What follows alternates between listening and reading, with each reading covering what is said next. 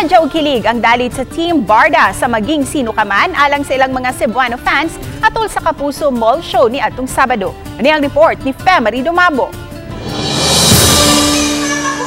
Bisan og alas 4 pa lang sa hapon nga wala pa nabot sila si Barbie Forteza ug David Licauco na puno ng activity center sa usa ka mall. Ang mga Cebuano fans, ang uban kanila dunay mga bitbit nga balloons nga nakapangalan sa Barda ug way hunong sa pagsyagi. Mas migrabe ang kahugyaw sa pag-abot sa Barda Love Team nga mihalad og awit og nag-pick up lines nga gikakilig sa mga fans. Mato di Barbie Forteza nga ang nakapa-energize nila ni David Licauco ang makita ang mainitong paghangop sa mga Cebuano fans.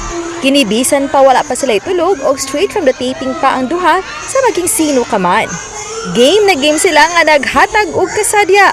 Nako, grabe. Ako, to be honest, pagod ako kasi we both came from taping. So parang parehas kami na hindi namin alam saan namin kukunin yung energy na pwede namin i-share sa kanila. Pero grabe nung nakita namin yung mga tao, yung nakita namin yung mga Cebuano, parang nawala lahat yun kasi sobrang worth it.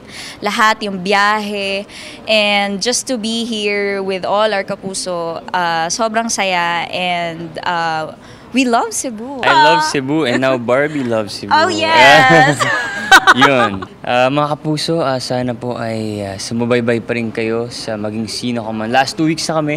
Marami pang abangan. Kauban si Marlon Melgazo, Femery Dumabo. Balitang Bisdak.